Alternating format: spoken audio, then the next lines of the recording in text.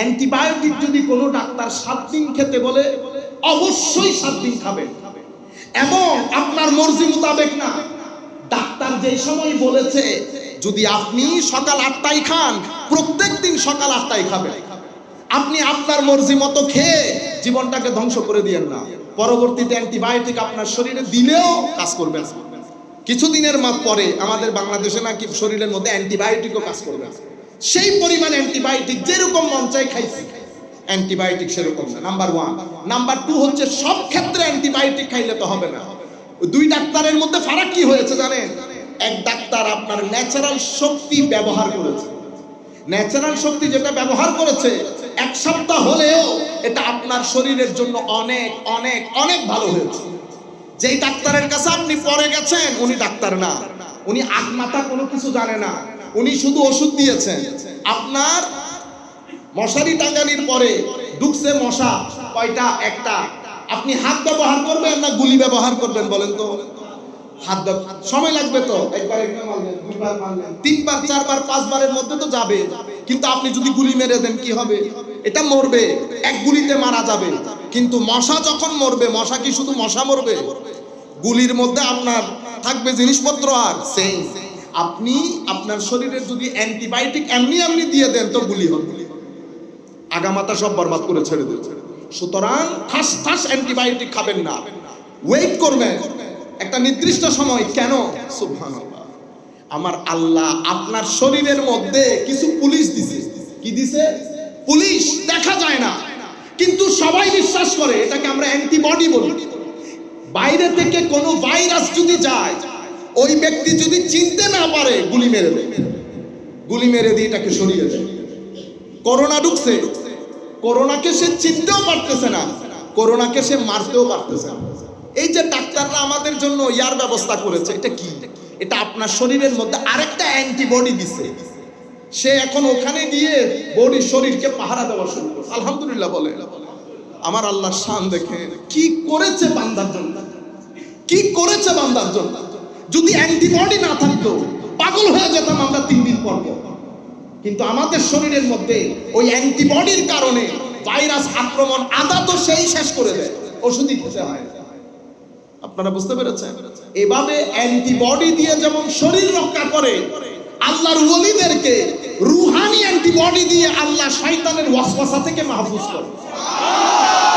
শয়তানের ওয়াসওয়াসা আমার আল্লাহ নিজেই বলছেন, ওয়াইজা কারাতাল কুরআন ফাস্তাইজ বিল্লাহি মিনাশ শাইতানির রাজিম ইন্নাহু লাইসা লাহু সুলতান আলাল্লাযিনা আমানু ওয়া আলা রাব্বিহিম ইয়াতাওয়াক্কালুন। আমরা যখন কোরআনে পাঠ পড়ব আল্লাহ বলছেন শয়তান থেকে পানা চাই। ইন্নাহু লাইসা লাহু সুলতান, শয়তান আল্লাহর ওই সমস্ত মর্দে হকের উপর খবরদারি করতে পারে না যারা মুমিনে হক, যারা আল্লাহর উপর পরিপূর্ণ আস্থা রাখে, যাদেরকে আমরা আমাদের ভাষায় বলি শয়তান তাদেরকে ধোঁকা দিতে পারে। কেন একজন মানুষ সফল হয় না, এটাই রাখলাম আজকের বিষয়। সাথে আমরা সুফিয়ায়ে কেরাম কতটুকুন রেলেভেন্ট বর্তমান সময়ের জন্য, এটা আমরা আল্লাহ রাব্বুল আলামিন যতটুকুন তৌফিক দেন সেই আলোকে বলার চেষ্টা করব। আমি এখানে বিশেষ করে ইউথ যারা আছেন, আমি মুকাদ্দমা তথা সূচনাটা এভাবে দেই।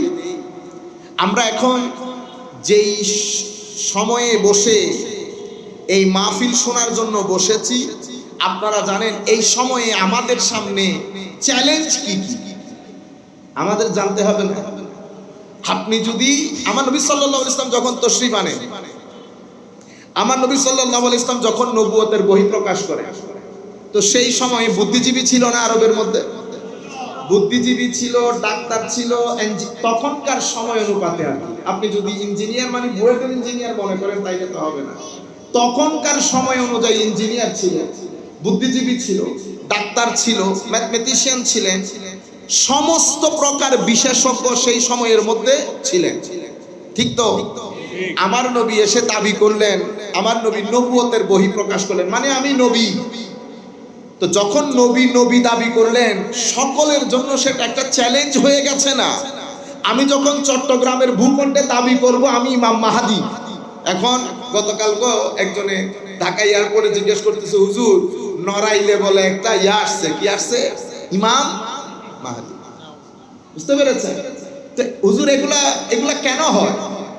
সম্মানিত ভাইয়েরা, এই যে উনি ইমাম মেহাদী দাবি করলেন বা এই ধরনের যে উদ্ভট কথাগুলো আপনারা পান, এগুলা কেন আসে বাজারে এটা জানেন?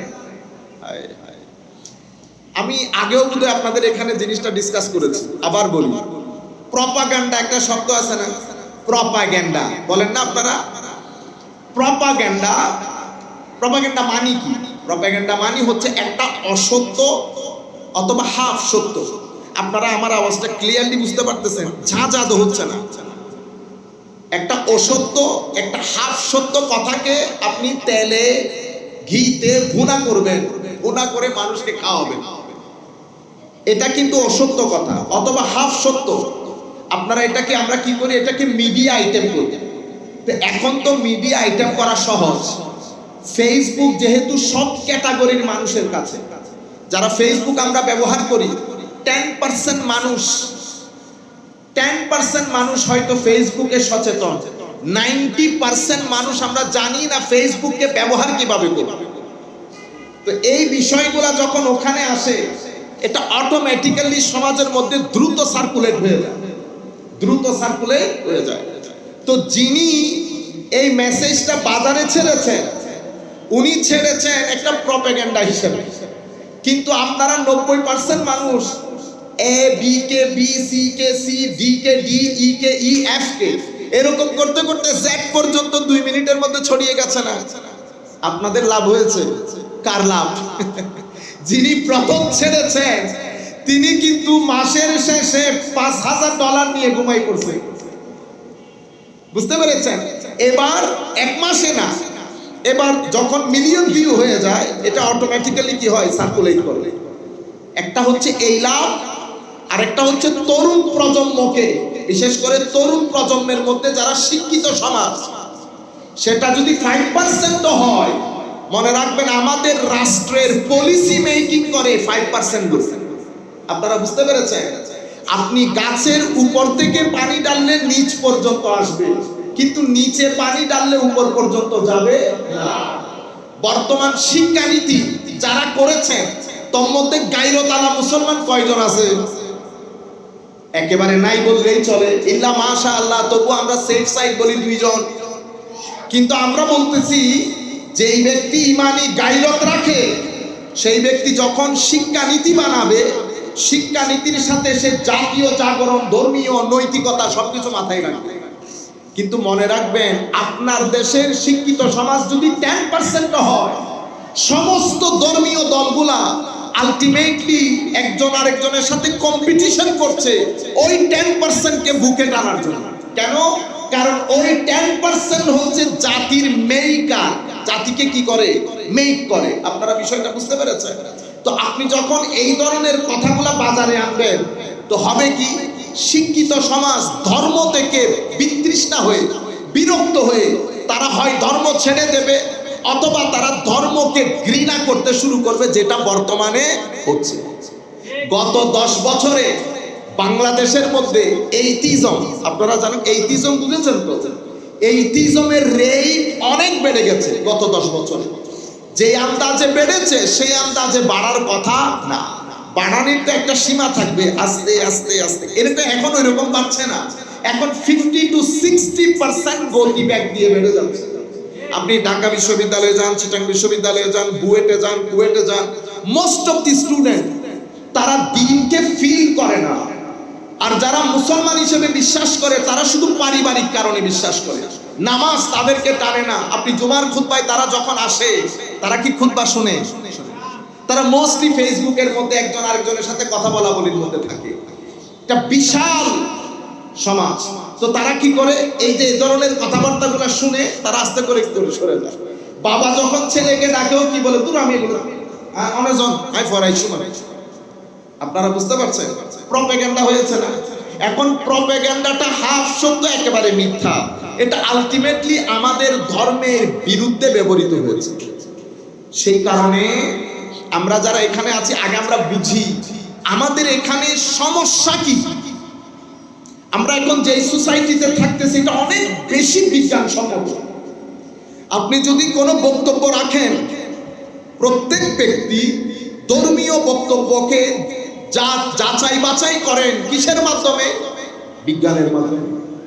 ওই হুজুরে না হতাকেন হয়ে গিয়ে দেখা দিয়ে না বিজ্ঞান কি তেলে না হয় মানি আমার কথা রাইট কি রং সেটা আপনি প্যারামিটার কোনটা দিয়ে মাপতেছেন? বিজ্ঞান দিয়ে। আমাদের সমাজের আরেকটা বড় যে চ্যালেঞ্জের মুখোমুখি আমরা, সেটা হচ্ছে আধুনিকতার নামে অশ্লীলতা। তাহলে দুইটা হয়ে গেছে না? আধুনিকতা, অশ্লীলতা আমাদের চরিত্র হরণ করছে। আমরা প্রত্যেক কিছু আমরা সবাই আস্তে আস্তে বিজ্ঞান মনস্ক হয়ে যাচ্ছে। একেবারে আপনি নিচে থেকে উপর পর্যন্ত যদি গবেষণা করেন দেখবেন আমাদের গত 10 বছরে আমরা আগের চেয়ে অনেক বেশি বিজ্ঞান মনস্ক। আগেও আর গট্টর উদ্বোধন হইলে অনারের হততাল কিন্তু এটা দিচ্ছে, ওই চাবল দিচ্ছে, তারপরে কত কিছু। এখন আপনি একেবারে গুড় গ্রামেও যদি চলে যান, বাচ্চা ছেলে বলবে দূরে এগুলা কুসংস্কার, দূরে এগুলা কুসংস্কার। বাচ্চা ছেলে পর্যন্ত বলবে। কেন? কারণ যেমন কিছুদিন আগে আমাদের একটা ঘর উদ্বোধনীতে লোকাল লোকজন কিছু ওই যে কি বাজার লই দোকান করে, তারপরে কি কি বলতেছে আমার বুঝে আসতেছে না জিনিসগুলো।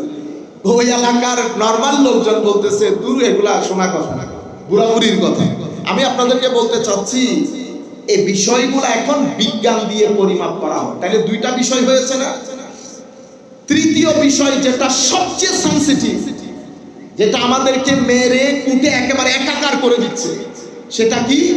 আমাদের এই অঙ্গনে, মুসলমানদের অঙ্গনে শত শত দল উপদল হয়েছে। একটা ছেলে যখন কলেজ বিশ্ববিদ্যালয়ে যায়, এই ব্যক্তি আহলে কোরআন হাদিস মানে না, এই ব্যক্তি কি আহলে হাদিস মাযহাব মানে না, এই ব্যক্তি শিয়া সাহাবী মানে না, এই ব্যক্তি খারেজি আহলে বাইত রাসূল অথবা সাহাবা আহলে বাইত রাসূল অথবা আমার নবীর শানে বিয়াদবি করে, গোস্তাখি করে। এই ব্যক্তি মুতাজিলা, সে কি করে? সেই ব্রেনকে, বুদ্ধিকে, যুক্তিকে আমার নবীর হাদিসের উপরে স্থান দেয়, আমার নবীর হাদিসে উপরে স্থান দেয়। এই এখন আপনি দেখছেন ধর্মীয় অঙ্গন থেকে কত দল হয়েছে। এরপরে আমাদের আহলে সুন্নাত ওয়াল জামাতের প্ল্যাটফর্মের কথা নাই বললাম। এখন আপনি না মাদ্রাসায় পড়েছি, আমি মাদ্রাসায় পড়েছি, আমি জানি, কিন্তু আমার ভাই যেটা কলেজ বিশ্ববিদ্যালয়ে পড়েছে তাকে আমি কি করে কনভিন্স করব? তাকে আমি আমার কথা কিভাবে বুঝাবো? কারণ আমি যখন জালালউদ্দিন আল কাদেরীকে বাদ দিয়ে দেব, হাশিমি শাহ হুজুরকে বাদ দিয়ে দেব, বা আমাদের অঙ্গনে আমি যখন দ্বিমত হওয়ার কারণে কাশেম নুরি সাহেবের গাড়ির মধ্যে এঁকে দেব, তো সাধারণ শ্রোতা কোথায় যাবে? আপনারা বুঝতে পেরেছেন? এরপরে একজনের বিরুদ্ধে একজন। আমাদের কি উলামা আগে ছিল না? 3 দিন আগে হাশিমি সাহেব ছিল না, নবী সাহেব হুজুর ছিল না, জালালউদ্দিন আল কাদেরী ছিল না? তখন জাতি কোথায় ছিলেন? এখন তো সব মুফতি ফর কর কান মুছরাইতে পারে না। আপনারা বুঝতে পেরেছেন? যার যেমন চায়। আপনারা কি এখন এটার মাধ্যমে কি হয়েছে জানেন? We became part of propaganda. আমরা প্রপাগান্ডার পার্ট হয়েছি। আপনারা জানেন ফেসবুকের মধ্যে শত শত আইডি খোলা হয়েছে, ফেক আইডি। আলা হযরত আজিমুল বরকত ওনার মাজারের ছবি দিয়ে এখান থেকে আমাদের এখানে ডিল দেওয়া হয়। আমাদের নরমাল একেবারে খুব সাধারণ ছেলেগুলো তারা মনে করে এটা আলা হযরতের কোনো মহব্বতকারী কাজ করেছে। না, আমাদের যারা বিরুদ্ধবাদী তারা কিন্তু সব সময় ডিবেট দিয়ে করে না। ঈদে মিলাদুন নবী আসে নাই? ঈদে মিলাদুন নবীর মধ্যে এক ব্যক্তি পাগল হয়ে গেছে না কিছুদিন আগে, এর লোকে ডিবেট করে, এর লোকে কোনো মারফুয়া। ও বাবা রে বাবা, বলে নাই এমন কোন মার ছেলে থাকলে ও বাপরে বাপ, কত বড় মুফতি, তার বাপ গেছে, দাদা গেছে, দাদার দাদা গেছে, কোনোদিন সাহস করে নাই। আর 2 টাকার মৌলবী কি বলে, কহেন কোনো মার ভুয়া দেয় যে মার ছেলে থাকলে আমার সাথে বসুন। ওরে বাপ রে বাপ, দেখছেন কি অবস্থা? যেখানে জেহালাত থাকবে, মূর্খতা থাকবে, সেখানে আওয়াজ বড় হবে। যেখানে ইলম থাকবে সেখানে আওয়াজ ছোট থাকবে। পবিত্র কোরআনের একটা আয়াত আছে, আমি আয়াতটা অনেক কঠিন আয়াত, আমার মুখস্থ নাই। কোন হাফেজ থাকলে দয়া করে দাঁড়াবেন, আমাকে আয়াতটার ক্ষেত্রে সহযোগিতা করবেন।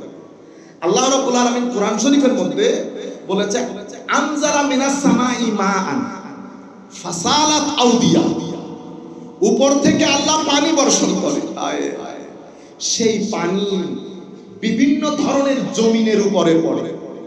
প্রত্যেক জমি, প্রত্যেক নদী, প্রত্যেক সমুদ্র, উপত্যকা, এগুলা যার যার ধারণ ক্ষমতা অনুযায়ী ওই পানিকে ধারণ করে। বৃষ্টি যখন প্রচুর হয়, দূর থেকে ময়লা আবর্জনা জমে সেখানে ফেনা হয়ে যায়, হয় না? আপনি দূর থেকে পানি দেখেন না ফেনা দেখেন? আমার আল্লাহ বলছেন যেটা দেখা যায় সেটা সাবাদার রাবিয়া, সেটা ফেনা। যেটা থেকে যায় নিচে সেটা পানি। ফেনা দেখা যায়, পানি দেখা যায়। কিন্তু কিছুক্ষণ পরে আমার আল্লাহ বলছেন কিছুক্ষণ পরে ফেনা খতম, যেটা থেকে যায় সেটা পানি, যেটা থেকে যায় সেটা পানি। তো আমার আল্লাহ বলছেন আমি এভাবে মেসাল দিয়ে হক এবং বাতিলের মাঝখানে ফারাক সৃষ্টি করি। আমি এভাবে মেসাল দিয়ে সত্যটা তুলে ধরি। এখানে আরো লম্বা আয়াত আছে, আমি শুধু এই অংশটা আপনাদেরকে বলি। আমার আল্লাহ কি বলছেন? উপর থেকে পানি বর্ষণ করছে। পানিটা কি? পানিটা কোরআনে পাক। পানিটা কি? আমার আল্লাহ উদাহরণের জন্য বলতেছে পানিটা কোরআনে পাক। মুসলিম শরীফের একটা riwayat, এটা বুখারী শরীফের মধ্যে এসেছে। আমার নবী সাল্লাল্লাহু আলাইহি ওয়াসাল্লাম ইরশাদ করছেন, ইন্না মাসালা মা বাআসানি আল্লাহু বিহি মিনাল হুদা ওয়াল ইলম কামাসালি গাইস। আল্লাহ আমাকে যে হেদায়েত দিয়ে, ইলম দিয়ে পাঠিয়েছেন সেটা বৃষ্টির পানির মতো। সেটা তিন ধরনের জমিনে পতিত হয়। কয় ধরনের জমি? তিন ধরনের। কিছু জমি পানি ধারণ করে, শস্য, গাছ, ঘাস, ভেজিটেশন সবকিছু উৎপাদন করে। সেখান থেকে গরু, ছাগল, মানুষ সবকিছু খেয়ে জীবন ধারণ করতেছে। জমিনে পড়েছে পানি, জমিন পানির মাধ্যমে উৎপাদন করেছে খড়, ঘাস বা ফল ফুল, সেটা খেয়েছে মানুষ বা গরু, এটা খেয়ে জীবন ধারণ করেছে। আর আমার নবী বলছেন আমার এই পানি কিছু জমির মধ্যে পড়ে যেটা বন্ধা, কিছু জিনিস উৎপাদন করতে পারে না কিন্তু পানিকে ধরে রাখতে পারে। অনেক বন্ধা জমি পুকুরের মধ্যে ধরে রাখে না, পানি ধরে রাখে। তো এটার মধ্যে কি হয়? আমার নবী বলছে এটা উৎপাদন করতে না পারলেও পরবর্তীতে মানুষ এবং সমস্ত জীবজন্তু ওখান থেকে পানি খেয়ে, পানি পান করে বেঁচে থাকে। 2 নাম্বার জমি। 3 নাম্বার জমিন এমন জমির নাম যেই জমি গন্ধযুক্ত, কিছু উৎপাদনও করে না, পানি ধরেও রাখে না, ধরে রাখলে এই পানি কেউ খায় না। দেখছেন এখানে জমির কথা আছে, পানির কথা আছে, এক্সাম্পল দিয়েছেন। কোরআনেও সেই, হাদিসেও সেই। এটার ব্যাখ্যা কি? তো আমার নবী সাল্লাল্লাহু আলাইহি ওয়াসাল্লাম কি বলেছেন? আমার হেদায়েতের পানি এটা 3 জমির উপর পতিত হয়। একটা জমি হচ্ছে যাদের কলব অসম্ভব পবিত্র, যাদের কলম অসম্ভব পবিত্র, যাদের ভিতরে আল্লাহ তাফাক্কুহ ফিদ্দীন দান করেছেন, ফিকহুদ্দীন যাদের ভিতরে আল্লাহ দান করেছেন। ফিকহুদ্দীন কি? তো ফিকহুদ্দীন শুধু এলম না, ফিকহুদ্দীন হচ্ছে যখন ইলম, সিজদা, ইখলাস, ইবাদত, তাকওয়া, তাওয়াক্কুল, ওয়ারা, তাওয়াদু, ভদ্রতা সবকিছু মিলে এলমের সাথে যখন ফালুদা হয়ে যায়, তখন মানুষের ভিতর থেকে অন্ধকার দূরীভূত হয়ে যায়। মানুষের ভিতরে এটাকে বলে কলবের জিন্দেগি, ভিতর থেকে মুর্দা কলব জিন্দা হয়ে যায়। যখন ভিতরের কলব জিন্দা হয়ে যায়, যখন ভিতরে কলব জিন্দা হয়ে যায় ওই ব্যক্তি, তখন আমরা তাকে বলি আরেফ বিল্লাহ, তার মারেফত নসিব হয়ে গেছে। কোন মারেফত? এটা এমন মারেফত যখন আপনি ভিতরের জমিনকে তৈরি করেন, সেই জমিনের মধ্যে আল্লাহ নূরের পানি বর্ষণ করেন। আফামান শারাহাল্লাহু সাদরাহু লিল ইসলামে ফাহু আলা নূরিম মির রাব্বিহি আও মান কানা মাইতান ফাআহইয়ানাহু ওয়া জাআলনা লাহু নূরা ইয়া আইয়ুহাল্লাযীনা আমানু আমিনু বিল্লাহি ওয়া রাসূলিহি ইউতিকুম কিফলাইন মির রাহমাতিহি ওয়া জাআলনা লাহু নূরা মান আমিলা সালিহান মিন যাকারিন আও উনসা ওয়া হুয়া মুমিন ফালনুহইয়ান্নাহু হায়াতান তাইয়্যিবা। আমার আল্লাহ সেই ব্যক্তিকে আরেকটা জিন্দেগি দান করেন, সেটা কলবি জিন্দেগি। এই জিন্দেগি যখন কোনো ব্যক্তির নসিব হয়ে যায়, তো সেই ব্যক্তির ভিতরে হিকমতের অবারিত ধারা, উনি তখন বুঝতে পারেন কোন কথা কোন জায়গায় কোন অবস্থায় বলবেন। উনি সব কথা সব জায়গায় বলেন না। এলম আছে বলতে পারে, কিন্তু হিকমা এটা বলে হাকামা। হাকামা মানে ঘোড়ার এখানে আপনারা একটা রশি লাগিয়ে দেন না, তো আপনি যখন ঘোড়ার উপরে উঠেন, ঘোড়া নিজের ইচ্ছা মতো জোড়াইতে পারে না, তো আপনি যেভাবে ঘোড়াকে কন্ট্রোল করেন, ঘোড়া সেভাবে কন্ট্রোলড হয়। ঘোড়া ইচ্ছে করলে দৌড় দিতে পারে না। কেন? কারণ ঘোড়ার রশি আপনার হাতে। এলম সব ইবাদত এই সব কিছুর সাথে যখন হাকামা তথা তাকওয়া রশি হাতে চলে আসে, জবান যা খুশি বলতে পারে না, চোখ যা খুশি দেখতে পারে না, কান যা খুশি শুনতে পারে না, তখন ব্যক্তি হিকমত পূর্ণ হয়ে যায়। কোন কথা কোন জায়গায় কিভাবে বলবে সেটা উনি বুঝতে পারে। হিকমত বাদ দিয়ে, সে কারণে কোরআনে পাকের মধ্যে দাওয়াতে দ্বীনের ক্ষেত্রে হিকমতকে আল্লাহ রাব্বুল আলামিন শুরুতে রেখেছেন। কি বলেছে? উদউ ইলা সাবিলি রাব্বিকা বিল হিকমা। কেন? কারণ আপনি কোন জিনিস কোন জায়গায় রাখবেন, কোন কথা কোন জায়গায় বলবেন, এটা যদি আপনি বুঝতে না পারেন, তো আপনি লাভের চেয়ে ক্ষতি করবেন বেশি। এই কারণে এলমকেও দুই ভাগ করা হয়েছে, একটা হচ্ছে উপকারী আর একটা অপকারী। তো যেহেতু এলম দুই প্রকার, তো আলেমও দুই প্রকার হয়ে গেল না, উপকারী অপকারী।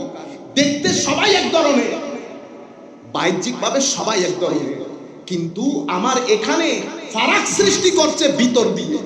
কার ভিতরে নূর কতটুকু আছে, কার ভিতরে নূর কতটুকু আছে। নূর যার যতটুকু আছে, এটা তার আখলাক দিয়ে বোঝা যাবে। কি দিয়ে? আখলাক দিয়ে। আখলাকের মধ্যে ভদ্রতা আসবে, নম্রতা আসবে, বেনিয়াজি আসবে, তাওয়াক্কুল আসবে, আল্লাহর মহব্বত আসবে, আল্লাহর ভয় আসবে। সবকিছু আপনার জীবনকে পরিবর্তন করে, আদত পরিবর্তন করে দেবে। কি পরিবর্তন করে দেবে? আদত। তাইলে আমি আপনাদেরকে বললাম তাফাক্কুহু ফিদ্দীন যার নসিব হয়, তখন সেই ব্যক্তির জবান দিয়ে কখনো ইসলাম এবং মুসলমানদের ক্ষতি সাধন হয় এমন কথা বের হয়। আল্লাহ রাব্বুল আলামিন এটাকে বলে ডিভাইন প্রোটেকশন। আল্লাহ তাকে ডিভাইনলি প্রোটেক্ট করে, তার ভিতরে একটা অ্যান্টিবডি, স্পিরিচুয়াল অ্যান্টিবডি চলে আসে। আমাদের এখানে অ্যান্টিবডি থাকার কারণে আপনারা এই যে আমরা বিভিন্ন জায়গায় যাই, জায়গায় যাওয়ার কারণে আমাদের এই যে কাশি হয়ে গেছে, সর্দি হয়ে গেছে না, তো ডাক্তার অ্যান্টিবায়োটিক কখন দেয় জানেন? আর এটা অ্যান্টিবায়োটিক খাই বললে ফলে যাবে মানুষ বললো, ইয়ার ডাক্তারের কাছে গেলে কিছুদিন আগে মানুষকে হয়তো অনেক ডাক্তার দেখাই দিই, তুই কখনো ডাক্তার না আনলাম, কেন কি হলো? আজকে 7 দিন পর্যন্ত ওষুধ খাইলাম, কিছু তো হইলো না। তার চেয়ে বরং আমাদের এলএমএফ অনেক ভালো। এলএমএফ কি করছে? হুজুর এমনি এমনি করে না, হুজুর একদিনের মধ্যে কেল্লা ফতে বাইরে। ভাই এটা কোনো মূর্খ মানুষে যদি বলে তাহলে বুঝতাম, তাই আমি তারে ডাকছি, আলম দেখেন ভাই আল্লাহর ওয়াস্তে কাজগুলা করিয়েন না। যিনি ডাক্তার হইছেন উনি কি ঘাস কেটে কেটে হইছেন? আপনাদের ঘাস কেটে কেটে। আর হালিম মামার হাসাইতাম যে ডাক্তার হালিম মামা দোয়া করবেন আল্লাহ রাব্বুল আলামিন যেন মামার জান্নাতুল ফেরদৌসের আলা মাকাম দান করেন আমার মামাকে আল্লাহ। মাশাআল্লাহ, সারা জীবন আমরা ওনার কাছে আসতাম, জীবনে কোনোদিন টাকা নিত না, একটা 7 আপ খাওয়াইতো আর একটা কেক খাওয়াইতো। সুবহানাল্লাহ, আল্লাহ মামাকে জান্নাতুল ফেরদৌস দান করুন। ওষুধ দিত ওই এতটুকু, ওষুধের দাম 25 পয়সা। বুঝতে পেরেছেন ঘটনা কোথায় হয়? ঘটনা হচ্ছে, এটা জানার জিনিস, আপনারা দয়া করে বুঝবেন। অ্যান্টিবায়োটিক যদি কোনো ডাক্তার 7 দিন খেতে বলে, অবশ্যই 7 দিন খাবেন, এবং আপনার মর্জি মোতাবেক না। ডাক্তার যেই সময় বলেছে, যদি আপনি সকাল 8টায় খান, প্রত্যেক দিন সকাল 8টায় খাবেন। আপনি আপনার মর্জি মতো খেয়ে জীবনটাকে ধ্বংস করে দিয়েন না। পরবর্তীতে অ্যান্টিবায়োটিক আপনার শরীরে দিলেও কাজ করবে না। কিছুদিনের পরে আমাদের বাংলাদেশে নাকি শরীরের মধ্যে অ্যান্টিবায়োটিকও কাজ করবে না। সেই পরিমাণ অ্যান্টিবায়োটিক যেরকম মন চাই খাইছি, অ্যান্টিবায়োটিক সেরকম না। নাম্বার 1। নাম্বার 2 হচ্ছে, সব ক্ষেত্রে অ্যান্টিবায়োটিক খাইলে তো হবে না। দুই ডাক্তারের মধ্যে ফারাক কি হয়েছে জানেন? এক ডাক্তার আপনার ন্যাচারাল শক্তি ব্যবহার করেছে। ন্যাচারাল শক্তি যেটা ব্যবহার করেছে, 1 সপ্তাহ হলেও এটা আপনার শরীরের জন্য অনেক অনেক অনেক ভালো হয়েছে। যেই ডাক্তারের কাছে আপনি পরে গেছেন, উনি ডাক্তার না, উনি আত্মাতা কোনো কিছু জানে না, উনি শুধু ওষুধ দিয়েছেন। আপনার মশারি টাঙ্গানির পরে ঢুকছে মশা কয়টা? একটা। আপনি হাত ব্যবহার করবেন না গুলি ব্যবহার করবেন বলেন তো? হাত সময় লাগবে তো, একবার মারলেন, 2বার মারলেন, 3বার 4বার 5বারের মধ্যে তো যাবে, কিন্তু আপনি যদি গুলি মেরে দেন কি হবে? এটা মরবে, এক গুলিতে মারা যাবে। কিন্তু মশা যখন মরবে, মশা কি শুধু মশা মরবে? গুলির মধ্যে আপনার থাকবে জিনিসপত্র। আর সেই আপনি আপনার শরীরের যদি অ্যান্টিবায়োটিক এমনি এমনি দিয়ে দেন তো গুলি হবে, আগামাতা সব বরবাদ করে ছেড়ে দেবে। সুতরাং ঠাস ঠাস অ্যান্টিবায়োটিক খাবেন না, ওয়েট করবেন একটা নির্দিষ্ট সময়। কেন? সুবহানাল্লাহ, আমার আল্লাহ আপনার শরীরের মধ্যে কিছু পুলিশ দিছে। কি দিছে? পুলিশ দেখা যায় না, কিন্তু সবাই বিশ্বাস করে এটাকে আমরা অ্যান্টিবডি বলি। বাইরে থেকে কোনো ভাইরাস যদি যায়, ওই ব্যক্তি যদি চিনতে না পারে গুলি মেরে দেয়, গুলি মেরে দিয়ে এটাকে সরিয়ে দেয়। করোনা ঢুকছে, করোনাকে সে চিনতেও পারতেছে না, করোনাকে সে মারতেও পারতেছে না। এই যে ডাক্তাররা আমাদের জন্য ইয়ার ব্যবস্থা করেছে, এটা কি? এটা আপনার শরীরের মধ্যে আরেকটা অ্যান্টিবডি দিছে। সে এখন ওখানে গিয়ে বডি শরীরকে পাহারা দেওয়া শুরু করছে। আলহামদুলিল্লাহ বলে। আমার আল্লাহর শান দেখে কি করেছে বান্দার জন্য, কি করেছে বান্দার জন্য। যদি অ্যান্টিবডি না থাকতো পাগল হয়ে যেতাম আমরা 3 দিন পর। কিন্তু আমাদের শরীরের মধ্যে ওই অ্যান্টিবডির কারণে ভাইরাস আক্রমণ আদা তো সেই শেষ করে দেয়, ওষুধই খেতে হয়। আপনারা বুঝতে পেরেছেন? এভাবে অ্যান্টিবডি দিয়ে যেমন শরীর রক্ষা করে, আল্লাহর ওলিদেরকে রূহানি অ্যান্টিবডি দিয়ে আল্লাহ শয়তানের ওয়াসওয়াসা থেকে মাহফুজ করে। শয়তানের ওয়াসওয়াসা, আচ্ছা আমার আল্লাহ নিজেই বলছেন, ওয়াইজা কারাতাল কুরআন ফাস্তাইজ বিল্লাহি মিনাশ শাইতানির রাজিম ইন্নাহু লাইসা লাহু সুলতান আলাল্লাযিনা আমানু ওয়া আলা রাব্বিহিম ইয়াতাওয়াক্কালুন। আমরা যখন কোরআনে পাঠ পড়ব, আল্লাহ বলছেন শয়তান থেকে পানা চাই। ইন্নাহু লাইসা লাহু সুলতান, শয়তান আল্লাহর ওই সমস্ত মর্দে হকের উপর খবরদারি করতে পারে না যারা মুমিনে হক, যারা আল্লাহর উপর পরিপূর্ণ আস্থা রাখে, যাদেরকে আমরা আমাদের ভাষায় বলি বলি, শয়তান তাদেরকে ধোঁকা দিতে পারে না। আমরা যেখান থেকে কথা বলছি, তাইলে এই কলবের মধ্যে একটা কলব হচ্ছে তাফাক্কুহ ফিদ্দীন। ওই কলব, এই কলব দিয়ে ফিতনা হয় না, এই কলব দিয়ে মারামারি কাটা হয়, এই কলব দিয়ে ফতোয়াবাজি হয় না। মনে রাখবেন, ফতোয়া 3 ধরনের। কয় ধরনের? 3 ধরনের। একটা হচ্ছে এলমি ফতোয়া। এলমি ফতোয়া এটা যখন যোগ্য ব্যক্তির পক্ষ থেকে আসবে, মানুষের জন্য রিসার্চের কারণ হবে, এটাকে এলমি বলে। আর একটা নফসানি ফতোয়া, আমি আপনাকে পছন্দ করি না, লাগা ফতোয়া। আরেকটাকে বলে সিয়াসি। এই 3 ধরনের ফতোয়া উম্মতে মুসলিমার 1200 বছরের মধ্যে ছিল। ইমামে আজম আবু হানিফা রাদিয়াল্লাহু তাআলা আনহুর উপর ফতোয়ার কারণে তো জেলে গেছে, ওই জেলে উনি ইন্তেকাল করেছেন। ইমাম আহমদ ইবনে হাম্বল দৌড়া খেয়েছেন। হযরত ইমাম মালিক রাদিয়াল্লাহু তাআলা আনহুর মুখে কালি মেখে মদিনা শরীফের মধ্যে ঘুরানো হয়েছে। হেন কোন ইমাম নাই, আমরা বেইজ্জতি। আলে বাইত রাসূলের ইমামদেরকে তো আল্লাহ পাক আমাদেরকে ক্ষমা করুন, সেই পরিমাণ জুলুম হয়েছে। কিসের মাধ্যমে? ফতোয়ার মাধ্যমে।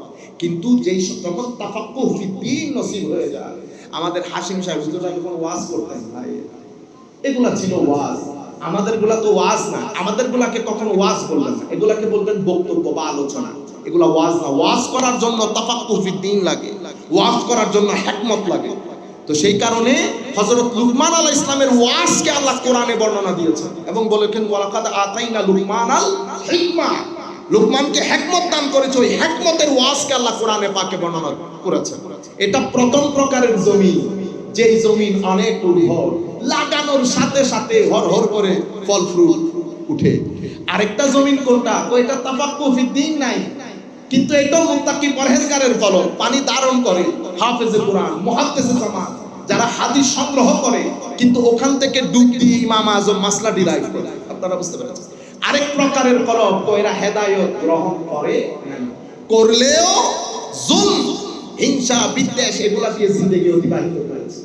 তো আমার আল্লাহ কোরআনে পাকের এখানেও বলছেন, পানি নজরে আসে না, নজরে আসে ফানা। সব ময়লা আবর্জনা একসাথে হয়ে ফানা হয়ে যায়। জাবাতার রাবিয়া বলছে কোরআনে পাক। কিন্তু কিছুক্ষণের মধ্যে ফানাগুলো আর থাকে না, যেটা থেকে যায় স্থির সেটা পানি। ইলম মানুষকে স্থিরতা দান করে, ইলম মানুষকে ভদ্রতা দান করে, ইলম মানুষকে তাকওয়া দান করে। ইলম, যেই ইলম আজকে আমাকে তাকওয়া দিতে পারে নাই, সেই ইলম কালকে আমাকে জাহান্নামের আগুন থেকে বাঁচাবে? কখনো না। যেই ইলম আজকে আমাকে মসজিদমুখী করতে পারে নাই, যেই এলম আজকে আমার ভিতরে ইখলাস দান করতে পারে না, সেই এলম কালকে আমাকে আল্লাহর রেজামন্দি দান করবে কিয়ামতের ময়দানে। এলম যখন কারো সিনার ভিতরে আসে, এলম অহংকার নিয়ে আসে। কেউ আরবি গ্রামার ভালো বুঝে, এটার অহংকার।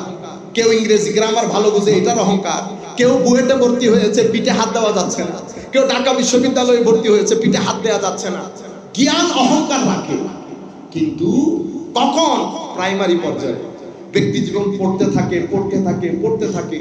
যখন জ্ঞান একটা অবস্থানের মধ্যে চলে যায়, যখন উনি দেখতে পান যে না, জ্ঞানের সমুদ্র তো অনেক বড়, তখন ব্যক্তি অনেক ভদ্র হয়ে যায়।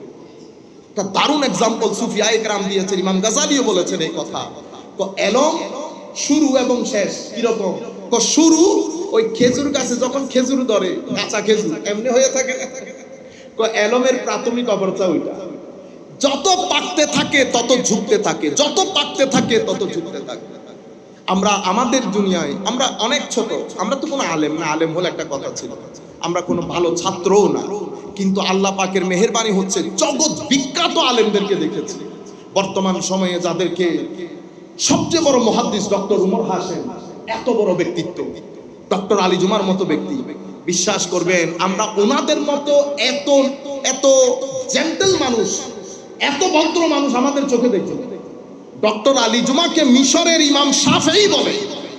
কুল কায়নাত যাকে ইসলামী ফিকহুল ইসলামের জন্য, ইসলামের আইনের জন্য সবচেয়ে বড় অথরিটি হিসেবে মানে, আপনি একটা প্রশ্ন করবেন কাঁধে হাত রেখে আধা মাইল হাঁটবে, বুঝাবে আপনারা বেটা ইস্তারাও, এরকম হয়, এরকম হয়। আপনারা বুঝতে পেরেছেন? এলম যখন বান্দার ভিতরে ঢেউ তুলে, তখন মানুষ অনেক নরম হয়ে যায়। সবচেয়ে বড় জ্ঞানী হিসেবে আল্লাহ যাকে বানিয়েছেন উনি কে বলেন? আল্লাহর জমিনে মাখলুকাতে খোদাবন্দির মধ্যে যাকে আল্লাহ মা কানা ওয়া মা ইয়াকুনের ইলম দিয়ে পাঠিয়েছেন উনি কে বলেন না? আমাদের নবী মুহাম্মদুর রাসূলুল্লাহ সাল্লাল্লাহু আলাইহি ওয়াসাল্লাম। আমার নবী মা কানা ওয়া মা ইয়াকুন, যা ছিল যা হবে সবকিছু জ্ঞান দিয়ে যাকে আল্লাহ পাঠিয়েছেন তার ব্যাপারে আমার আল্লাহ কি বলছে জানেন? ফাবিমা রাহমাতিন মিনাল্লাহি লিনতা লাহুম ওয়ালাউ কুনতা ফাজ্জান গালিজাল কলবি লানফাদ্দু মিন হাওলিক। হাবিব, এটা তো আপনার উপর আল্লাহর রহমত। কি বলেছে? ইউ আর ভেরি জেন্টল, আপনি অনেক ভদ্র। আপনি যদি কর্কশ, কঠিন, রুক্ষ, রেড আইস, লাল চোখের হতেন তো মানুষ তো ত্রিসীমানার মধ্যে আসতে পারত। ফাফু আনহু, কে কি বলেছে হাবিব ইগনোর করেন। ওয়াস্তাগফির লাকুম, মনের মধ্যে যদি কারো কথায় দুঃখ পান ইয়া রাসূলুল্লাহ তার জন্য ক্ষমা প্রার্থনা করি। সুবহানাল্লাহ। আপনারা বুঝতে পেরেছেন? এইজন্য রুয়ে জমিনের মধ্যে সমস্ত সাহাবী একমত, আমার নবীর চেয়ে এরকম ভদ্র তো রুয়ে জমিন কখনো দেখেন না। অথচ এরকম এলমের মালিক, এরকম এলমের মালিক হয়ে আমার নবী বলছে আমি যদি গায়েব জানতাম আমি অনেক ভালো কাজ করতাম। আমাদের পাগল ভাইয়েরা দাঁড়াই যায়, কোন নবীরা বলছে এই কথা। ইন্না লিল্লাহ। আপনি শান বুঝেন না। আমার নবী একটা শান হচ্ছে শানে আব্দিয়ত। শানে আব্দিয়তের মধ্যে যখন আমার নবী কথা বলে, আমার নবী নিজেকে অনেক ছোট করে, এটা আব্দিয়তের শান। নিজেকে ছোট করে অবস্থান করা, নিজেকে মাটির সাথে মিশিয়ে দেওয়া, আমি কিছু না। কেন কিছু না বলছে? কারণ আল্লাহ এত উপরে তুলেছেন যার উপরে আর কোনো উপর নাই। সেই কারণে কেমন উপরে তুলেছেন জানেন? হযরতে মূসা বলছে রব্বিশ রাহলি সাদরি, আল্লাহ আমার সিনা খুলে দেন। আর আমার রাসূলের ব্যাপারে আল্লাহ বলছেন আলাম নাশরাহ লাকা সাদরা, আপনার সিনা কি আমি খুলে দেই না ইয়া রাসূলুল্লাহ? কুল কায়নাত আমার আল্লাহকে খুশি করতে চায়। হে মূসা, মূসা আলাইহিস সালামকে আল্লাহ বলেন নাই তুরে এত আগে আগে চলে গেলা, হ্যাঁ সবাইকে রেখে? হযরত মূসা কি বলেছেন? মাওলা আপনাকে সন্তুষ্ট করার জন্য।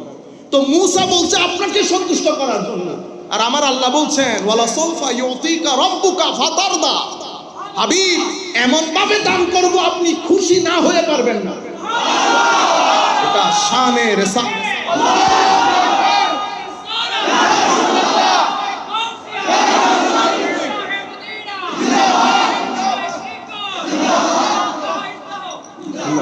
আমি আপনাদেরকে বলতে চাচ্ছি এটা আমার নবীর শান। এত উপরের করেও আমার নবী কাউকে তুই তুই করেন নাই, তুচ্ছতাচ্ছিল্য করেন নাই। রাস্তার পাশ দিয়ে দিয়ে হাঁটতেন, ভদ্র ভাষায় সবাইকে কথা বলতেন, সবাইকে আগে সালাম দিয়ে দিতেন। এই আখলাক, এই জিনিসগুলো আমাদের থেকে চলে গেছে। আপনি আমি আপনার সাথে ডিসএগ্রি করব। কিছুদিন আগেও আমাদের সালি সাহেব হুজুর একটা কথা বলছে না, বলছে তো, আপনি যখন একজনের সাথে একমত আর দ্বিমত পোষণ করবেন কিভাবে করবেন? গালাগালি দিয়ে, তাকে গালি দিয়ে। যখন গালি দেবেন তখন এটা হবে নফসানি। কি হবে? নফসানি, মানে আপনি নফসের বশীভূত হয়ে গেছে। আর আপনি যখন ইনিয়ে বিনিয়ে আপনার মতো করে ব্যাখ্যা করবেন তো আপনি পলিটিক্যাল হয়ে গেছেন। এলমি কোনটা? এলমি হচ্ছে আমানতদারিতা রেখে উনি এই কথা বলেছেন, ওনার এই খেদমত। আমি ওনার সাথে আমার কোনো অসুবিধা না, আমি অত্যন্ত বিনয়ের সাথে হুজুরের এই কথার উপর আমি দ্বিমত পোষণ করছি, এই কারণে করছি। যখন আপনি এই ধরনের কথা বলবেন জাতির কাছে যাবে, তখন জাতি এটা নিয়ে এনজয় করবে। আহলুস সুন্নাত ওয়াল জামাত বলেন, মুসলমান বলেন, সামগ্রিকভাবে উপরের দিকে যাবে। কিন্তু আপনি যখন, কারণ এখানে দেখছেন চোখ কয়টা, এখানে যারা আমাদেরকে দেখে তারা শুধু আমাদের লোক না, পুরা বাংলাদেশের লোক আপনাকে দেখে। আপনি যদি দ্বীন ইসলাম, আমার নবীর ইমেজকে পারফেক্টলি জাতির সামনে তুলে ধরতে চান, আপনার এখানে দুইটা অপশন। হয় আপনি ব্যক্তিগতভাবে একজনকে অ্যাটাক করে রাস্তার বাইরে ফেলে দেবেন, অথবা আপনি এলমি ভাবে আপনার কথাটা উপস্থাপন করেন। আপনি যদি এলমি ভাবে উপস্থাপন করেন, কিভাবে? হযরতে মুসা আলাইহিস সালাম, মুসা আলাইহিস সালামের ভাইজান হযরতে হারুন আলাইহিস সালাম, দুইজনকে আল্লাহ ফেরাউনের কাছে পাঠাইলেন। তো আল্লাহ কি বলেছে? ইযহাব ইলা ফিরআউন, ফেরাউনের কাছে যাও, এই সীমা লঙ্ঘন করছে, তার কাছে দ্বীনের দাওয়াত পৌঁছিয়ে দাও। কিভাবে? অতীব সফটনেস। কেন? লাআল্লাহু ইয়াতাযাক্কারু আও ইয়াখশা। আপনি যখন কর্কশ কণ্ঠে কথা বলবেন কেউ আপনার কথা শুনবে না। সেজন্য আমার নবীর ক্ষেত্রে কি বলেছে? হাবিব ওয়ালাউ কুনতা ফাযযান গালিযাল কলব, আপনি যদি ভিতর থেকে রুক্ষ হতেন, লাল চোখের হতেন, তো কেউ আপনার কথা শুনতো না, আপনার ত্রিসীমানার মধ্যে কেউ আসতো না। এটা মানুষের নেচার। আপনি মানুষকে, আপনাকে পাঠানো হয়েছে কেন? পুরা মুসলমানদেরকে, পুরা মুসলিম গোষ্ঠীকে সুন্নি বানানোর জন্য না, আমাকে পাঠানো হয়েছে আপনি শুধুমাত্র আপনার কথাটা দলিল দিয়ে উপস্থাপন করবেন। হেদায়েতের মালিক তো আল্লাহ, আমিও না, কেউ না। আমার নবীকে আল্লাহ বলেন, হাবিব মন খারাপ করেন কেন? লাস্তা আলাইহিম বিমুসাইতির। আমার নবী কি বলতেন? ওয়া মা আলাইনা ইল্লাল বালাগুল মুবিন, আমার দায়িত্ব স্পষ্ট রূপে আপনাকে কথাটা পৌঁছিয়ে দেওয়া। আমি এখন এই কথাটা, এটার যদি আমি সামারাইজ করি, এটার যদি আমি উপসংহার টানি, এভাবে আমি টানবো, আপনারা প্রপাগ্যান্ডা দেখবেন এখন সমাজের মধ্যে। আপনার সামনে এখন চ্যালেঞ্জ কয়টা হলো? একটা বিজ্ঞান, একটা আধুনিকতার নামে অশ্লীলতা, আর একটা হচ্ছে ধর্মের মধ্যে অনেক ধরনের লোক জয়েন করেছে। ঢাকার মধ্যে তো মনে হয় যেন ঢাকায় তারে খেয়ে কোন দিকে নিয়ে যাবে, সেই পরিমাণ লোক। আজীব আজীব কথা। কিছুদিন আগে অনাই শুধু অনারা ফিতনা গান বুঝে দি আই ডাহা ইয়েন সিটিংগে থই, সিটিংগে হইলে সুবিধে মানছে বুঝদুন। আরা ডাহাত মিদেড়ে এগুজুর ইবে আর হতে হতাই ইল্লে দেশত গে অমুক অমুক জাকাত গে এডোগে বিতর্কিত সাহাবীর মাজারত যায়। নাউজুবিল্লাহ বলেন। আমি প্রথমে বিষয়টা খেয়াল করি না, ফরায় হতে তিয়ন অনেক কি হইলে তো হতাইবে রিপিট করুন, তো আবার হতে কে অনেক হইন্য করুন। বিতর্কিত সাহাবী আছে, বিতর্কিত সাহাবী, বিতর্কিত সাহাবী হইবে কে অনেক হইন্য করুন না? হয়তো আই তো আজ জীবনত না ফজ্জি না উইনি এত জায়গাত গেলাম, অনেক হন নাই বেহন, তো উগ্র সাহাবীর নাম লই আই হইতেন ক্যা? এগুলা বলা সাহাবীর সামনে বিয়াদবি বলা কি? একবারে বহুত বড় পণ্ডিত, তা হইতে তুই গ্যারে মানো না, গোসল আজমরে মানো না, হয়তো মানি তো তুই পণ্ডিত না ও পণ্ডিত, হয়তো এগুলা কেন বলতেছেন? আরে ভাই হ, তুই পণ্ডিত না ও পণ্ডিত, হয়তো ও পণ্ডিত, তো ও পণ্ডিত হইলে ও না হয়ে হতা তুই তুই হইতে লাগবি। তারা বুঝতে পারতেছেন ঘটনা? এখন আপনি যেখানেই যাবেন ফিতনা। আমরা কোথায় থাকবো? আমরা আমাদের আকাবেরই উম্মত, এখনো ফিতনা। কে টাকা ভরতেছে, কে বাইর করতেছে, এটা আমরা বলতেছি না। যেই আমাদের ভিতরে উল্টা পাল্টা ফতোয়া দিবে, যেটা ইতোপূর্বে আমরা শুনি নাই, ফিতনা। বুঝতে পেরেছেন? মসজিদের মেম্বারের মধ্যে দাঁড়িয়ে অথবা মাহফিলের মধ্যে দাঁড়িয়ে যখন আপনি সমালোচনা লাখবার করেন, কিন্তু সমালোচনা কিভাবে করবেন? সমালোচনা বলে কাকে? ও সমালোচনা হারে হকাইল দিবেন কেন? সমালোচনা সমালোচনাকে ইংরেজিতে বলে ক্রিটিসিজম। কি বলে? আমরা আরবিতে বলি নাকদ। নুন কফ দাল, নাকদ। নাকদ কাকে বলে? নাকদ হচ্ছে, আমরা একটা বলি আল জানিবুল ইজাবি ওয়াল জানিবুস সালবি, পজিটিভ নেগেটিভ। আপনি যখন কোনো আমাকে আপনি একটা লেখা দিয়েছেন, যেটা আমরা করি ইউনিভার্সিটিতে, আপনি বলছেন হুজুর এটার উপর একটা সমালোচনা লিখে দেন, তো এখন আপনারা মনে করবেন আমাকে গালি দিতে বলছেন। না না, সমালোচনা মানে হচ্ছে আমি বলবো, আমি পড়বো, পড়ে মাশাআল্লাহ উনি অনেক ভালো লিখেছেন, যেটা উনি প্রমাণ করতে চেয়েছেন ওইটা উনি ঠিক করেছেন, কিন্তু উনার যেই দলিলগুলা ব্যবহার করেছেন আমি সেই দলিলগুলার ব্যবহারের সাথে একমত না। উনি মেথোডোলজি এইটা, আমি যেটা মনে করি সেটা এইটা, ঠিক আছে? এখন আমার কথাগুলো ওনার কাছে যাবে, উনি ইচ্ছে করলে আমার সাথে একমত পোষণ করতে পারেন, দ্বিমত। এভাবে কি হয়, এলমের দরজা উন্মোচিত হয়। কিন্তু আপনি যখন গালি দিয়ে দেবেন প্রথম দিন, তো এটাকে নাকদ বলে না, এটাকে কি বলে? নুন কফ দদ, নাকদ। নাকদুন মানে আল হাদম, মানে হ্যামার দিয়ে কি করে দেওয়া, ভেঙে ফেলা। বুঝতে পেরেছে? আল্লাহ রাব্বুল আলামিন আমাদের হামি ও নাসির হোক। কারণ এই যে চ্যালেঞ্জগুলো দেখতেছেন সামগ্রিকভাবে, আপনি যদি এই মুহূর্তে আহলুস সুন্নাহ ওয়াল জামার ক্ষেত্রে আমরা অনেক সেনসিটিভিটি অ্যাপ্লাই না করি, আমরা যদি সবাই ঐক্যবদ্ধ হয়ে আমাদের মেথোডোলজি সেট না করি, কারণ যারা বিরুদ্ধে দেখবেন তারা সবাই কথা বলে একটা, কি বলে? এই গৌসুল আজম আমরা বলি না, হুজুর গৌসুল আজম বলি না, তো গৌসুল আজম বললে শিরক হবে। এই কথাটা কিছুদিন আগে আমাকে একজনে ভিডিও দিছে। আল্লাহর আজীব বিষয়, প্রত্যেক ব্যক্তি তাদের প্রত্যেক বক্তা একই কথা। একজন তো টেনে টেনে কি বলে, অনেক মানুষ বেদাতি যারা হয়ে গেছে তারা শেখ আব্দুল কাদের জিলানীকে গৌসুল আজম বলে। উনি গৌসুল আজম না, গৌসুল আজম একমাত্র কে? সবাই বলে আল্লাহ। ঠিক কিনা বলেন? ও এটা কি করলেন? একজন না তো সবাই এক, মানে এটা তুতামনা, তুতা বাকি। আমি ইংল্যান্ডে ছিলাম অনেক আগের কথা, তো একই কথা মাদ্রাসায় দারুল উলুমের কইয়ে ভাইজান সব ঠিক আছে গো, আপনি গৌসুল আজম বলেন। আমার মনে হয় কি, ওই যে মানে কেউ পেপারের মধ্যে এগুলা লিখে প্লেন দিয়ে গেছে আর দেশে দেশে প্রশ্নগুলো ফেলে ফেলে গেছে। 12টা প্রশ্নের বাইরে আর কোনো ধর্ম নাই। নামাজের পরে, জানাজার পরের মোনাজাত আছে কি নাই?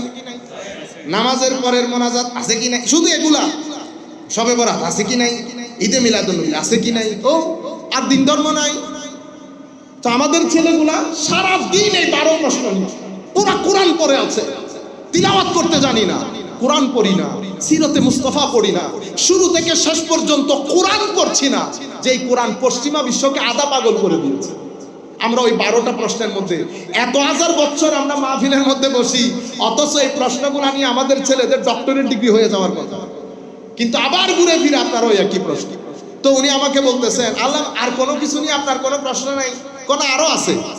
তো এখন কি গৌসুল আজম? তো আমি ওনাকে বলছি আপনি জানেন উনি কে ছিলেন? আব্দুল কাদের জিলানী। তো আমাকে জবাব দিছে কি জানেন? মুঝে জাননে কি কোई जरूरत नहीं, মানে জানার কোনো দরকার নাই। মানে का कभी कोई किताब आपने कहीं, মানে কোনো কিতাব পড়ছেন? नहीं नहीं मुझे पढ़ने की भी जरूरत नहीं। तो मुझे पढ़ने की भी जरूरत नहीं, जानने की भी जरूरत है, तो आपको क्या पता वो कौन थे? আপনি জানেনই না আমি কার কথা বলছি। শুধু আপনি গৌসুল আজম আপনারে ওই, আমি বলতেছি এটা নরমাল মাদ্রাসা না, দেওবন্দ মাদ্রাসার ছেলে যদি এই ধরনের কথা বলে কোন জায়গার মধ্যে আছি আমরা। তা আমি বলতেছি ওনাকে ভাইজান আবু বকর রাদিয়াল্লাহু তাআলা আনহু, ইনকো আপ লোক, মানে এটা ওনাকে আপনারা কি বলেন, কোন টাইটেলে ডাকেন? কো সিদ্দিক। আল্লাহ না সিদ্দিক না আরো আছে শব্দ, কি আছে? কো সিদ্দিক আকবর। হল ইয়েস সিদ্দিক আকবর। তো হযরত আবু বকরকে আমরা কি বলি? সিদ্দিকে আকবর রাদিয়াল্লাহু তাআলা আনহু।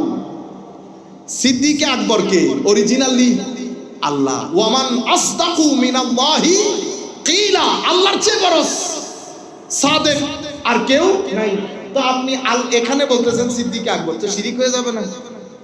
আচ্ছা, প্রথম ধাক্কা খাইছে। আল্লাহ দেখেন উল্টা পাল্টা ওই হুজুরদের মুখ না বাজে ইয়েন হবে ক্লিয়ার কাট, এটা ভিতর হাঙ্কি পাঙ্কি নবী।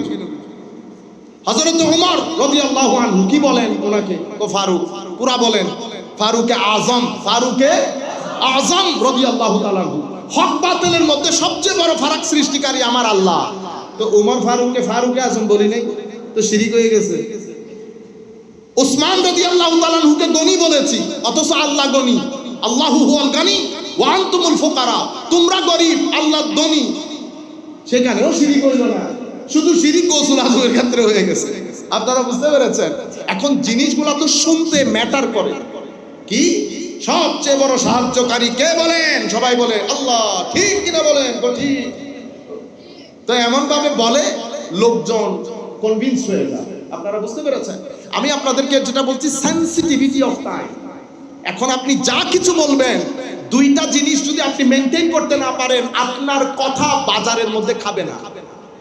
এই এবং প্রেজেন্টেশন, আমি যেটা জানবো সেটা সিস্টেম্যাটিকলি, রেশনালি, সায়েন্টিফিক্যালি এবং খুব সুন্দর করে স্পিরিচুয়ালি যদি প্রেজেন্ট করতে না পারি, আমার এই জিনিস, এই খাদ্য কেউ খাবে। এই জায়গার মধ্যে আমরা মার খেয়ে যাই। আমাদের ওরা কি করে, ওদের কথাবার্তা আপনি দেখেন একটা একটা করে, এগুলো তো আমরা আমাদের কারণে আমরা দেখতে হয় কে কথাবার্তা কিভাবে বলছে, প্রেজেন্টেশন কিভাবে দিচ্ছে। আমি ধানমন্ডির মধ্যে খুব দুঃখ লাগে, এগুলো হচ্ছে ভিতর থেকে হয় না, মাঝে মধ্যে মানে ইচ্ছে করে দূরে কোথাও চলে যায়। ধানমন্ডির মতো জায়গা যেখানে বাংলাদেশের এলিট সোসাইটির বসবাস, যারা আইন বানায়, যারা লয়ার, যারা পুলিশের, যারা আর্মিতে বড় বড় জব করে, চিন্তা করতে পারবেন এমন জায়গার মসজিদের মধ্যে মেরাজের বর্ণনায় সে আমার নবীকে খুঁজে পায় না। আমি বসছি গিয়ে মেরাজের শান বর্ণনা করতেছে জুমার মসজিদে, সে মেরাজে এই ফেরাউনের স্ত্রী চুল আশ্রাইছে, চিরুনি পরে গেছে, 25 মিনিটের বক্তব্যে সে আমার নবীর কথা বলতে পারতেছে। শেষ পর্যন্ত সে এমন একটা কথা বলছে, আমি ওই মসজিদে গালি দিয়ে মসজিদ থেকে বের হয়ে গেছি। পড়বো না আজকে জুমা তোর পিছনে বেটা, বেয়াদবের বেয়াদব। কিন্তু আমি কোথায় যাব জুমাটা পড়ার জন্য? আমাদের ছেলেরা যাওয়ার কোনো জায়গা নাই।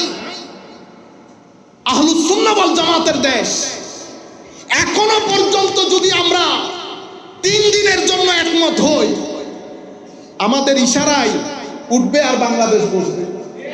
কিন্তু কিছু মানুষের উগ্রতা, কিছু মানুষের অজ্ঞতা, কারণ আমরা একটা নির্দিষ্ট সীমানার মধ্যে থাকি, স্টুডেন্টও ওখানে, টিচারও ওখানে, সামগ্রিকভাবে ওই জায়গা থেকে বের হতে পারি না। তাহলে আমরা বের হতে না পারার কারণে আমরা হয় বুঝতেছি না, নতুবা বোঝার চেষ্টা করছি না। কিন্তু মনে রাখবেন, পানি যখন ঢোকে, পানি থেকে আমি সাঁতার কাটতে জানি বিদায় আমি বেঁচে গেছি। আমার ছেলেও কি সাঁতার কাটতে জানে? জানে না।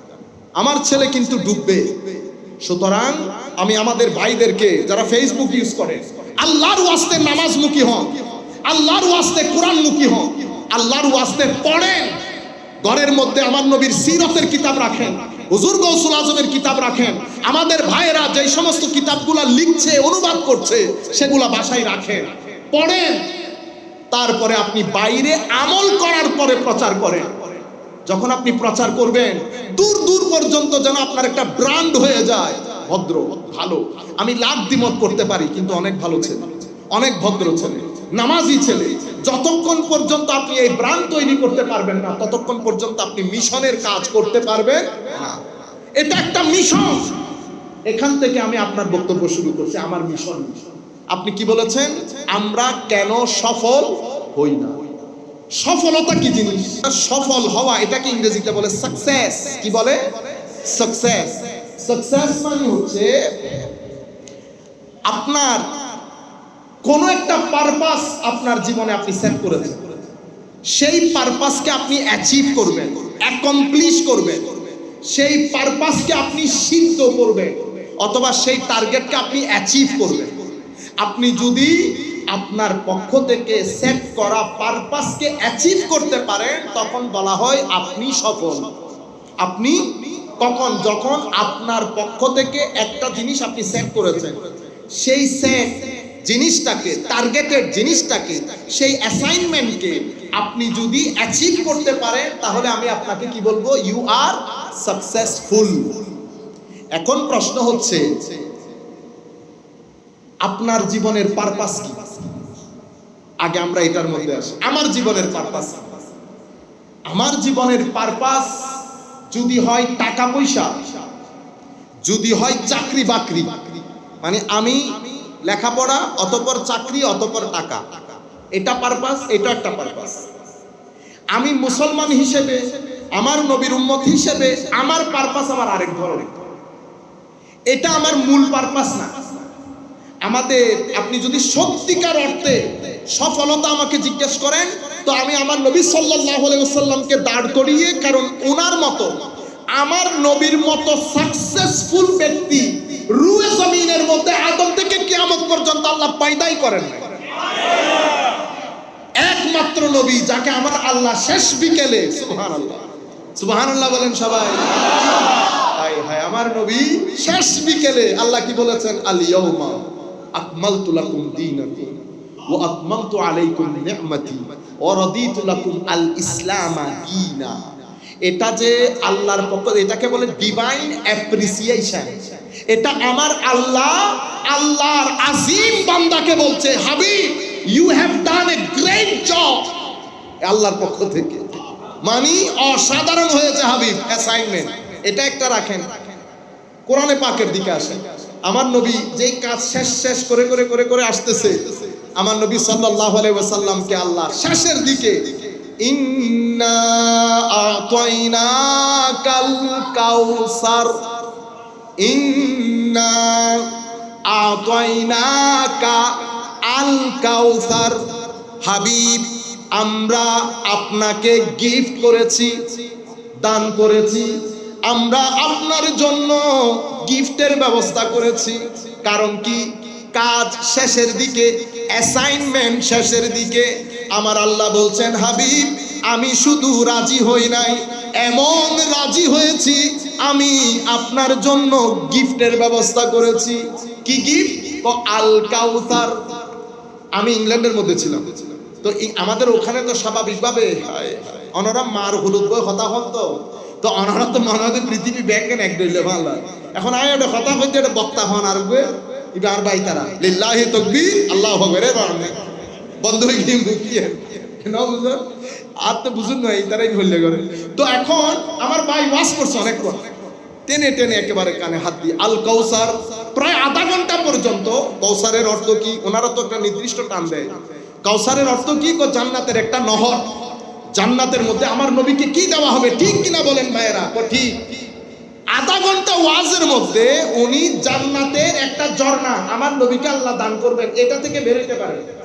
আমার গা হয়তো বটবড়া ইজের, আমি ইচ্ছে করতেছে দূর করে চলে যায়। পরে বক্তব্য শেষ, প্রোগ্রাম শেষ, আমি ওনাকে বলছি প্লিজ আপনি যায়েন না, আমি আপনার সাথে একটু কথা বলবো।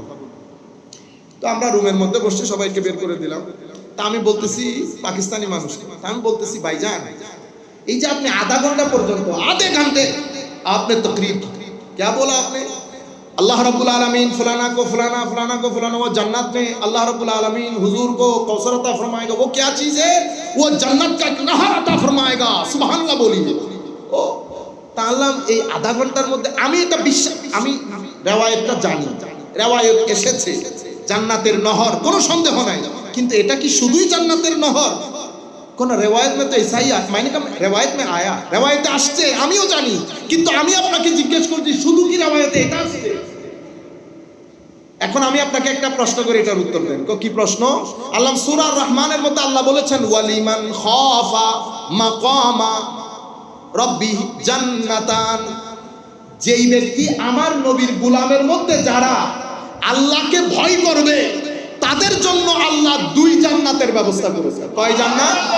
তো আমার নবীর গোলামের মধ্যে যারা আল্লাহকে ভয় করে তাদের জন্য জান্নাত 2টা, আর আমার নবীর জন্য জান্নাতও নাই, শুধু একটা নহর। ওরে আপনি আর বেরোতে পারলেন না, তো তাইলে কি হবে? আল্লাহ তাইলে আগামী পরশু আসবেন, তারপর আমি আপনাকে বলবো কাউসার কি। আরে ভাই, কাউসার তো আমার আল্লাহ সূরা দুহা থেকে হয়ে আসতেছে। সূরা দুহার মধ্যে আল্লাহ বলেন নাই ওয়াদুহা, হাবিব ওহির বোঝ এবং ওহির প্রচার প্রসার এটা এত ভারী, আমি কোরআনে পাক যদি পাহাড়ের উপর রাখতাম পাহাড় নিমিষে ধ্বংস হয়ে যেত। সেই কোরআনকে আমার নবী কলবের মধ্যে হজম করে ফেলেছে। এবার কলবে মুহাম্মাদির সেবাত এবং ইস্তেকামত কলবে মুহাম্মাদিকে আল্লাহ কিভাবে ডিজাইন করেছেন, যেই কারণে আমার নবীর নামই দিয়েছেন আল্লাহ মুহাম্মদ, যিনি ফেরেশতার মধ্যে মুহাম্মদ, যার প্রশংসা ফেরেশতা করে, জিন করে, ইনসান করে, কুল কায়নাত করে। যত সৃষ্টি আমার আল্লাহর ইবাদত করে, তত সৃষ্টি আমার নবীকে দেখলে সালাম আরজ করে। অহুদ বলেন, জড় পদার্থ আমার নবীকে দেখলে সালাম দেয়, পাথর সালাম দেয়, গাছ সালাম দেয়।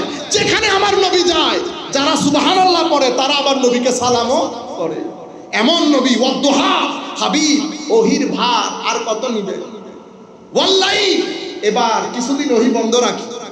দিনের বেলা তো মানুষ কাজ করে, রাতের বেলা মানুষ আরাম করে। ওয়াল্লাহি হাবিব, এবার কিছুদিন ওহি বন্ধ রাখি, মানে আপনি কিছুদিন রেস্ট করেন। মা ওয়াদ্দাআকা রাব্বুকা ওয়া মা ক্বালা, আপনাকে কে বলেছে আপনার রব আপনাকে ছেড়ে দিয়েছে? আমি তো কিছুদিন ওহি বন্ধ রেখে আপনাকে রিল্যাক্স করাচ্ছি। কুরবান যায় ইমাম রাজির উপর, দোয়া করি আল্লাহ আমাদের ইমাম রাজিকে আলা বুলন্দ দরজা দান করুন। ওয়াদ্দুহা ওয়াল লাইলের সমস্ত জটিলতা ইমাম রাজি খতম করে দিয়েছে।